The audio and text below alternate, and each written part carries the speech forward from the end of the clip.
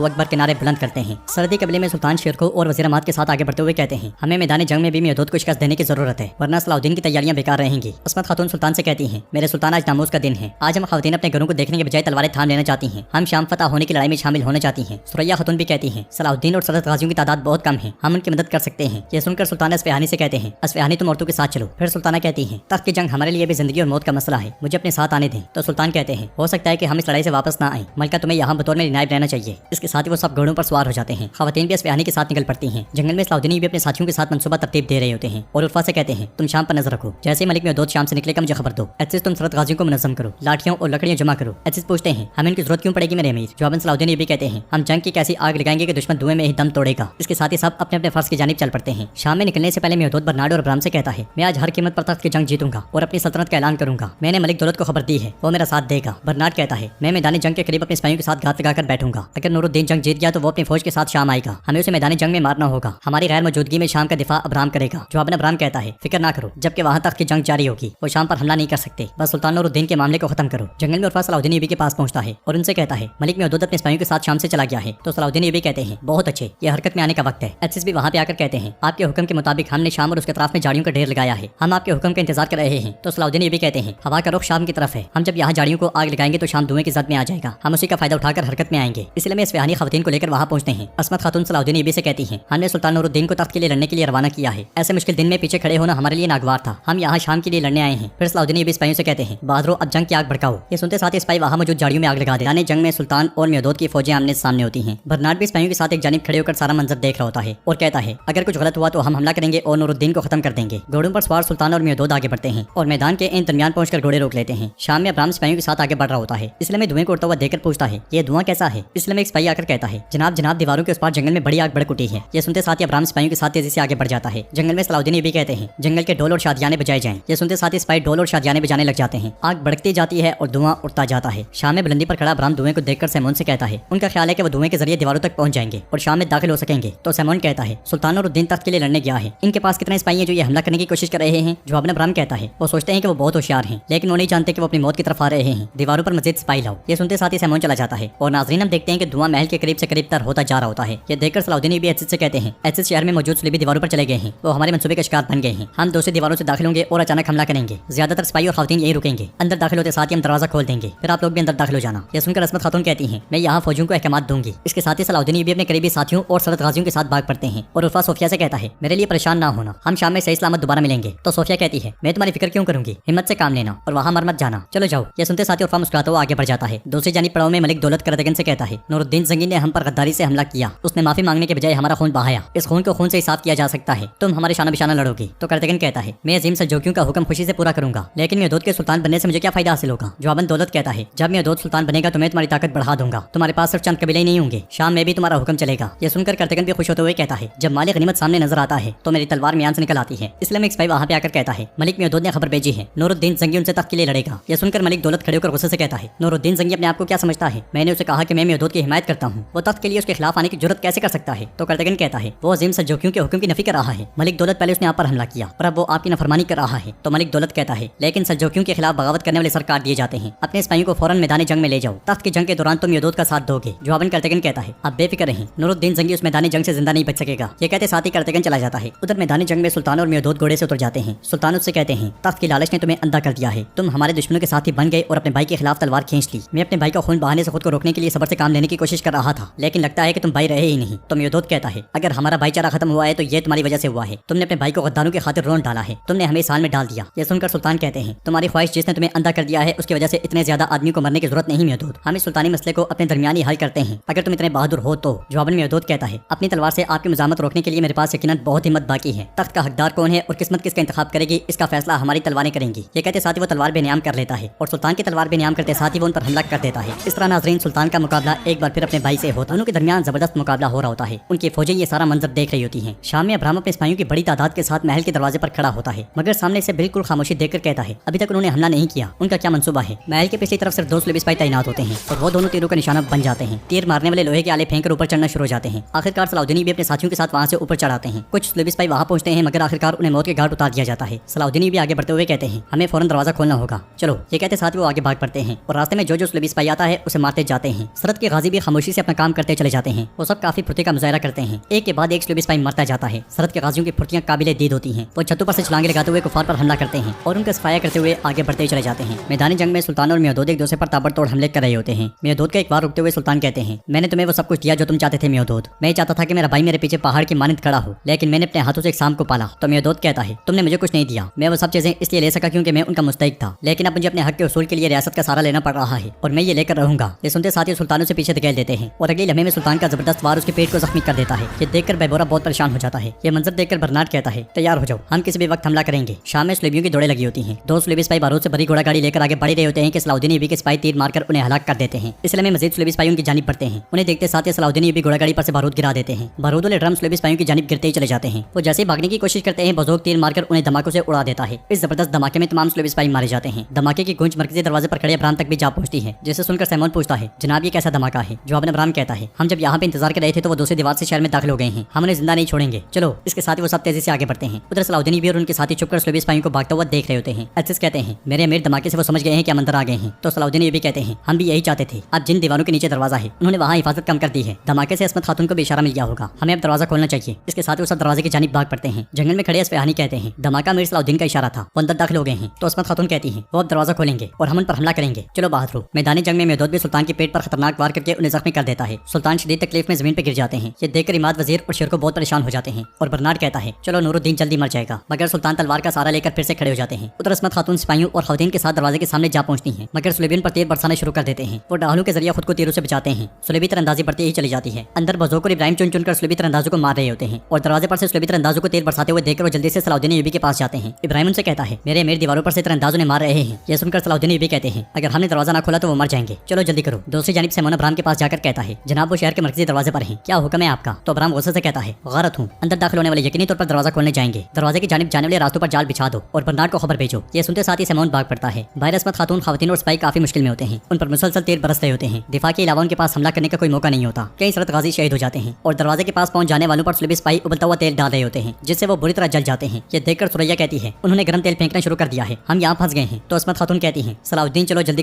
करो सलाउद्दीन भी अपने साथियों के साथ शाम महल के दरवाजे की जानिब बढ़ रहे होते हैं, मगर इसी लम्हे सुलेबी तीरंदाज बड़ी तादाद में वहाँ पहुंचकर उन्हें तीरों की नोक पर रख लेते हैं। और एक सुलेबी सिपाही कहता है सलाउद्दीन तुम मौत के जाल में फंस गए हो, तुम और दरवाजे पर तुम्हारा इंतजार करने वाले सब मर जाएंगे, सिपाहियों ने मार डालो। ये सुनते साथ ही सुलेबी सिपाही कुछ सरहद के गाजियों को तीर मारकर शहीद कर देते हैं, जिसकी वजह से सलाउद्दीन ऐयूबी और उनके साथियों को बहुत गुस्सा आता है, मगर चाहकर भी वो फिलहाल कुछ नहीं कर पाते। मैदान जंग में मेहदूद सुल्तान से कहता है मेरी तलवार हमारे दरमियान ये मामला खत्म कर देगी और मेरा सूरज तलू होगा। ये कहते साथ ही वो आगे बढ़कर सुल्तान पर हमलावर होता है, मगर सुल्तान बड़ी फुर्ती से उसके हमले से बचते हैं और 2 जबरदस्त वार, एक उसके पेट पर, दूसरा उसके टांग पर करके उसे घुटनों पर ले आते हैं। फिर मेहदूद से कहते हैं मैं इस सूरज को अपने हाथों से बचाऊंगा। ये मंजर देखकर बर्नार्ड गुस्से से कहता है लानतो, नूरुद्दीन जंग जीत रहा है, ये हमला करने का वक्त है। मगर उनके आगे बढ़ने से पहले कमांडर भागता भागता आता है और कहता है हमला हो गया है। अब्राहम ने पैगाम भेजा है कि सलाउद्दीन शाम में दाखिल हुआ है। तो बर्नार्ड हैरानगी से कहता है क्या कह रहे हो तुम? वो हमें यहाँ खींच लाए और शाम पर हमला कर दिया, हमें सलाउद्दीन के शाम पर कब्जा करने से पहले उसे रोकना होगा। ये कहते साथ ही वो मेहदूद को बचाने के बजाय सिपाहियों के साथ पलट जाता है। शाम में में सलाउद्दीन अय्यूबी और उनके साथी खंजर मारकर कुछ सुलभी सिपाहियों को मौत के घाट उतार देते हैं। ये देखकर मजीद सुलभी सिपाही उन पर हल्ला बोल देते हैं, मगर सलाउद्दीन अय्यूबी और उनके जांबाज बहादुरी से लड़ते हुए उन्हें काटना शुरू कर देते हैं। कुछ लम्हों के बाद सब सुलभी सिपाही मारे जाते हैं और सलाउद्दीन अय्यूबी अपने साथियों से कहते हैं, जल्दी से दरवाजे को जाकर खोलो। जंगल से बर्नार्ड घोड़ा दौड़ाता हुआ शाम की जानिब रवां दवा होता है, जबकि शाम महल के बाहर खवातीन के साथ मौजूद सिपाही मुसलसल शहीद हो रहे होते हैं। अलबत्ते कहती है, ऐसा लगता है कि वो दरवाजा नहीं खोल पा रहे। तो असफियानी कहते हैं, हम यही रहेंगे तो मर जाएंगे। कुछ देर के बाद सुलभियों पर तीर बरसने शुरू हो जाते हैं। एक के बाद एक सुलभी सिपाही बुलंदी पर से नीचे गिरना शुरू हो जाता है। ये मंजर देखकर असमत खातून खुश होते हुए कहती है, वो आ गए हैं। यह सुनकर बाकी सब भी बहुत खुश होते हैं। अंदर बजोक तीर मार मार कर सुलभी सिपाहियों को जहन्नुम वासिल कर रहा होता है, जबकि सलाउद्दीन अय्यूबी अजीज के साथ मिलकर दरवाजा खोलने की कोशिश कर रहे होते हैं। उनके बाकी सिपाही आगे बढ़ने वाले सुलभियों को रोके होते हैं। बहुत से सुलभी सिपाही भागते भागते आते हैं, मगर कोई भी दरवाजे तक नहीं पहुंच पाता। काफी देर के जोर के बाद आखिरकार दरवाजा खोल दिया जाता है और खवातीन सिपाहियों के साथ शाम में दाखिल होती हैं। सलाउद्दीन अय्यूबी उनसे कहते हैं, हम महल पर कब्जा करेंगे, आप सब लोग शहर में फैल जाएं। वो सब आगे बढ़ना शुरू हो जाते हैं तो उर्फा सोफिया से कहता है, मैंने तुमसे कहा था कि हम शाम में सही सलामत मिलेंगे। तो सोफिया कहती है, अच्छी बात है, तुम्हारी खिलाई भी तुम्हारी जुबान जितनी हुनरमंद है। मैदान जंग में सुल्तान लात मारकर मेहदूद की तलवार गिरा देते हैं और जैसे उसके पास बैठते हैं तो वो खंजर से सुल्तान पर हमला करने की कोशिश करता है, मगर सुल्तान खंजर खींचकर उसके गले पर रखते हुए कहते हैं, आज यहाँ तुम्हारे लिए ना कोई मदद है और ना कोई दोस्त। जैसे तुमने अपने तमाम दोस्तों को धोखा देकर दूर कर दिया और अपने दुश्मनों को दोस्त बना लिया, अब हमारे दरमियान मौजूद इस मसले को खत्म करने का वक्त आ गया है भाई। शाम में खवातीन सिपाहियों के साथ मिलकर सुलभियों को काट रही होती हैं। हर गली कूचे से सुलभियों का सफाया हो रहा होता है। सैमोन महल में जाकर अब्राम से कहता है, जनाब वो दरवाजे से शहर में दाखिल हो गए हैं। तो अब्राम गुस्से से कहता है, लानत हो, वो जरूर महल लेने की कोशिश करेंगे, हम ऐसा कभी नहीं होने देंगे। सिपाही जैसे ही आगे बढ़ते हैं, सलाउद्दीन अय्यूबी अपने साथियों के साथ वहां पहुंचते हैं और अब्राम से कहते हैं, तुम्हारा अंजाम आ चुका है अब्राम। सलाउद्दीन अय्यूबी को देखकर अब्राम सिपाहियों से कहता है, इन्हें मार डालो। उसके ये कहते साथ ही महल के अंदर भी लड़ाई शुरू हो जाती है और बाहर की तरफ सुलभी सिपाही अंदर भी कट रहे होते हैं। बर्नार्ड सिपाहियों के साथ महल के करीब पहुंच जाता है और देखता है कि बुलंदी पर उसका कोई भी सिपाही खड़ा नहीं होता। ये देखकर वो कहता है, हमें अंदर जाने की जरूरत है इससे पहले कि वो शाम हासिल कर ले, मगर उनके आगे बढ़ते साथ ही उन पर तीर बरसने शुरू हो जाते हैं। एक ही लम्हे में सुलभी सिपाहियों की लाशें बिछ जाती हैं। तीर मारने वाला करातेगन होता है जो अपने सिपाहियों के साथ वहां पहुंचता है और अगले लम्हे तमाम सुलभियों को घेर लिया जाता है। करातेगन हंसते हुए कहता है, बेड़िया सर्दियों में जीता है, लेकिन इस ठंड को नहीं बोलता जो उसने बर्दाश्त की हो। मेरी बहनों को कैद करने का क्या अंजाम हो सकता है मैं तुम्हें दिखाऊंगा। ये कहते साथ ही वो तलवार बेनियाम कर लेता है। महल के अंदर एथिस और सैमोन आमने सामने होते हैं। सैमोन कहता है, ये जमीनें हमारी हैं, इन वादा की गई सरजमीनों को हम मुसलमानों के खून से नहलाएंगे और यहाँ यहूदी सल्तनत कायम करेंगे। तुम्हारे गंदे खून से हमारी मुकद्दस बादशाहत परवान चढ़ेगी। उसकी बातें सुनकर एथिस को बहुत गुस्सा आता है और वो कहते हैं, आओ आओ। ये सुनते साथ ही सैमोन हमला कर देता है, मगर एथिस जल्दी उसकी तलवार गिराने में कामयाब हो जाते हैं और अपनी तलवार उसके गले पर रखते हुए कहते हैं, हर मुसलमान का खून जो तुमने बहा है वो सिर्फ इंतकाम लेने के लिए हमारी रगों में दौड़ रहा है। ये तलवार गज़ा और तमाम मुस्लिम सरजमीनों के मजलूमों के लिए उम्मीद और जालिमों के लिए खौफ होगी। ये कहते साथ ही एथिस उसका गला काट डालते हैं और एक फितना अपने अंजाम को पहुंचता है। देखते ही देखते महल में मौजूद तमाम सुलभी सिपाही मारे जाते हैं और सलाउद्दीन अय्यूबी अब्राम से कहते हैं, खेल खत्म हो गया अब्राम, ना सुलभी और ना यहूदी तुम्हारी हिफाजत कर सकते हैं। तो अब्राम कहता है, मेरी तलवार अभी तक नहीं गिरी सलाउद्दीन। ये कहते साथ ही वो सलाउद्दीन अय्यूबी पर हमला करने के लिए तलवार निकालने लगता है, मगर सलाउद्दीन अय्यूबी उसे दबोच लेते हैं। इदरीस महल पर से सुलभी परचम गिराना शुरू कर देता है और सलाउद्दीन अय्यूबी अब्राम को घुटनों के बल ले आते हैं। फिर कहते हैं, इन सरजमीनों पर सिर्फ इस्लाम की तलवार चमकेगी। ये मजलूमों के लिए साया और जालिमों के लिए रौनो ख्वाब होगी। अब तुम्हारा सर भी इस तलवार का मजा चखेगा। ये नाम नेहाद वादा शुदा जमीनें जिन्हें तुमने खून में रंग दिया, यही तुम्हारी कब्र बनेंगी। मैदान जंग में सुल्तान मेहदूद के पास से उठकर आगे बढ़ते हैं और घोड़े के पास जाकर कमान में से तार निकाल लेते हैं। फिर उसे हाथों पर लपेटते हुए मेहदूद की जानिब बढ़ते हैं। सुल्तान का गुस्सा और गजब उनके चेहरे से छलक रहा होता है। मेहदूद उनसे कहता है, मैं अपने हक के लिए लड़ा, मुझे इस पर कोई अफसोस नहीं, लेकिन आपको अफसोस होगा, आपका तख्त तबाह हो जाएगा क्योंकि आपने मुझ पर जुल्म किया। तो सुल्तान कहते हैं, तुम्हारी ख्वाहिशात ने तुम्हें इतना अंधा कर दिया कि तुम हक और बातिल के दरमियान भी फर्क नहीं देख सके। मैं जो कर रहा हूँ वो सिर्फ इंसाफ का तकाजा है और ये इंसाफ तब पूरा होगा जब तुम मरोगे। ये कहते साथ ही सुल्तान उसके गले में तार डालकर खींचना शुरू कर देते हैं। सुल्तान पूरी कुव्वत के साथ उसे खींचते ही चले जाते हैं। ये मंजर देखकर बैबोरा भी बहुत परेशान हो जाता है। मेहदूद की फौज और बैबोरा एक तरफ खड़े रह जाते हैं। देखते ही देखते मेहदूद की सांसें थमना शुरू हो जाती हैं और उसका चेहरा लाल हो जाता है। शाम के बाहर बर्नार्ड करातेगन से कहता है, क्या तुम मलिक मेहदूद की तरफ नहीं हो? तुम्हें इन पर हमला करना चाहिए, हम पर नहीं। तो करातेगन कहता है, मैं भेड़िया हूँ, एक भेड़िया, और भेड़िया जानता है कि किस मौसम में कहाँ खड़ा होना है, लेकिन वो गिदड़ से बिल्कुल मुख्तलिफ होता है। अगर बात उसके खानदान की आ जाए तो वो हमेशा अपना इंतकाम लेता है। मैं तुम्हें मार डालूंगा खूनी बर्नार्ड। इसलिए मैं बर्नार्ड की नजर महल की बुलंदी पर पड़ती है जहाँ पे सलाउद्दीन अय्यूबी अब्राम को लेकर सामने आते हैं। असमत खातून कहती हैं, अल्लाह का शुक्र है कि हक आ गया और बातिल मिट गया। ये कहते साथ ही वो सुरैया के साथ सुलभी परचम गिरा देती हैं। इस मंजर को देखकर बर्नार्ड को बहुत गुस्सा आता है, जबकि करातेगन अपनी बहन को फातेह देखकर बहुत खुश होता है। वो बर्नार्ड से कहता है, हरकत मत करना, तुम कहीं नहीं जा सकते, तुम खूनख्वार कमीने। शाम पर एक बार फिर से जंगी परचम लहरा दिए जाते हैं। सलाउद्दीन अय्यूबी अब्राम से कहते हैं, हमने इस सरजमीन को अपने खून से छींच कर अपना वतन बनाया है और मरते दम तक अपने वतन से दस्तबरदार नहीं होंगे। अपने आप को खूनी बर्नार्ड कहने वाला वो बदमाश और इस जैसे तमाम बदमाशों के लिए ये इबरत होगा। ये कहते साथ ही सलाउद्दीन अय्यूबी उसका गला काट डालते हैं। अब्राम के गले से खून बहने लगता है और सलाउद्दीन अय्यूबी उसे बुलंदी पर से नीचे गिरा देते हैं। अब्राम अपने अंजाम को पहुंचता है। ये देखकर करातेगन बहुत खुश होता है, जबकि बर्नार्ड के मुंह से बेसाख्ता निकलता है। अब्राम सलाउद्दीन अय्यूबी आगे बढ़कर कहते हैं, हमारी सरजमीन पर सूरज की तरह तुलू होने वाली ये फतह नई फतूहात का ऐलान होगी। जालिमों को खौफजदा करने वाली और मजलूमों के लिए साया बनने वाली ये तलवार जमीन से कुफर के अंधेरों को मिटा देगी और अल्लाह के दावा को जब तक पूरे जहान में ना फैला दूं मैं इसे वापस म्यान में नहीं रखूंगा। अल्लाहु अकबर, अल्लाहु अकबर। ये सुनते साथ ही सब लोग पूरे जोश और खरोश के साथ अल्लाहु अकबर के नारे लगाने लग जाते हैं। सबके चेहरे खुशी से खिलखिला रहे होते हैं और इसके साथ ही नाज़रीन बोलम कंप्लीट होता है।